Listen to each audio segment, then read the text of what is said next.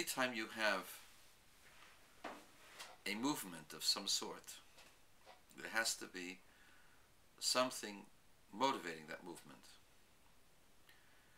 And in order for there to be the original Big Bang, or the original creation, there had to be someone making that. Can't happen on its own. And if things existed on their own, and they were above time, then they were timeless, and they had no changes, and would not have changed for any purpose. And so you're forced to come to a system where one thing causes another, causality. And in such a system, there ultimately has to be a beginner that is outside the system. Because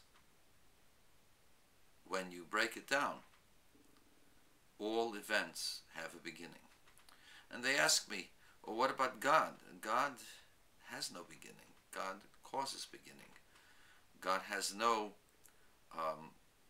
function as a force. God has no changes.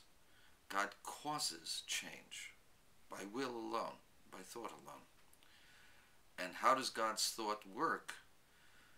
We can't understand that. It says, my thoughts are completely above your thoughts. So we have no concept or clue as to how God's thoughts work. But it is clear that an original being, beyond any kind of limitation, had to be the cause of all causes. And there is no other way around it. There's no escaping that there is a creator. And so when you read about Stephen Hawking talking about the world existing on its own, we've seen this for over 20 years, almost 30 years in fact. Hawking hasn't changed his ideas, nor have his ideas gotten any better. The only thing he's done is he's put more thought as to the mathematics and the physics of what goes on as there is a creation, as there are changes, and what goes on into those changes. And his conclusions are every bit as unsatisfying and unconvincing as they were in 1980 when he wrote his first books on the subject. There's nothing new in Stephen Hawking, and nothing new in the atheist approach to existence. I merely articulate that which should be plain as day, that any time you have changes, which we commonly call time, but the different series or sets of time, anytime you have movements, anytime you have descent from one level to another, you have to have a conscious decision maker doing that. And you have to conclude that the constant decision maker is beyond all of the limitations that the decision maker sets upon what exists in existence in our world or whatever worlds there might be. Another point that I've had some discussion with as to the cosmology and the timeline of the world.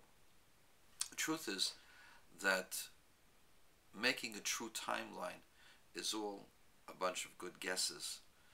And really, you really don't know the conditions that existed then. You're just making assumptions that these conditions existed before because their evidence seems to be that they were there. However, realize that the Creator created a full-grown man, full-grown trees. And a full-grown tree cannot exist on its own without having been a seedling. But God created the tree before the seedling and made it appear as if the tree had existed before. And the same thing is true with all of nature. So it is clear that there were things here that appeared to have been there before, even though they were created at the instant of creation. And so this could have been the way God presented the world, as if it had been going on for many billions of years. And you really have no proof otherwise. Third point that I wish to share with you which you may not know. There is a famous, I believe, 14th century Kabbalist, Rabbi Isaac of Akko. Rabbi Isaac of Akko found a very interesting writing from the book called the Sefer HaMikneh, allegedly written by Rabbi Nechunya ben Akona, who was a 2nd century teacher. This book indicates the origin of our measurement of the lunar cycle, and the same place where the lunar cycle is developed as a hint from the words of the Torah. And mind you, I've talked about this earlier, that the lunar cycle, as the Jewish people have received it, is the most accurate of all observations up until you had the Hubble telescope, which, because of its vantage point, getting rid of the diffractions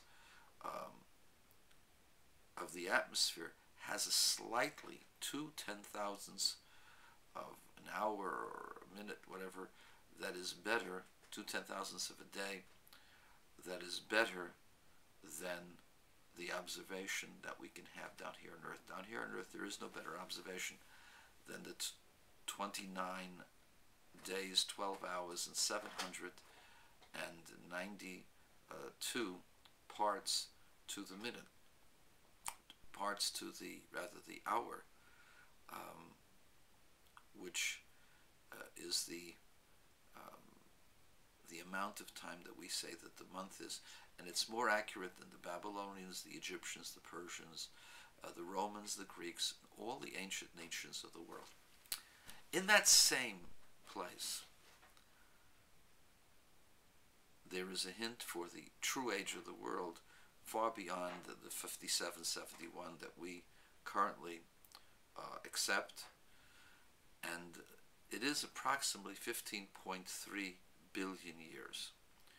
And it's based upon certain calculations hinted at in the same verse where we get the lunar cycle. Of course, cosmologists will say, well, we only know about 13.4, 13.5 billion years. We don't know of the world being 15.3 billion years. But that already is within range of scientific discovery. And the interesting thing about it is that Gerald Schroeder wrote books, and his works, Jerry's works, are really not original. The original concept can be found in the 1970s version of Challenge by Aryeh Kamrel, where one of the scientists explained there the relativity of time, how it is possible for time at the edge of space to slow down and time here on Earth to be very rapid, and what appears to be several billion years here turns out to be one day in the macro world, the world that's outside, moving very rapidly. And Jerry Schroeder does a fairly good job of trying to fit a scientific discovery with this opinion of Rabbi Isaac of Akko and the Sefer HaMikneh. And I urge you to look at his book, The Science of God, and make your own conclusions.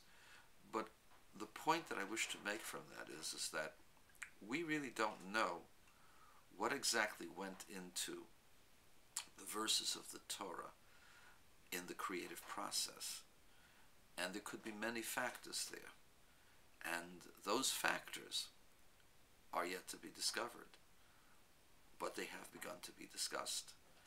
And the fact that modern science has certain discoveries, those discoveries are either, one, God creating a universe seeming to have existed for a long time, or two, that there is such a thing as the relativity of time, and that the relativity of time is such that when things speed up at the edge of the universe, they actually only experience several days for our 13, 14, or 15.3 billion years.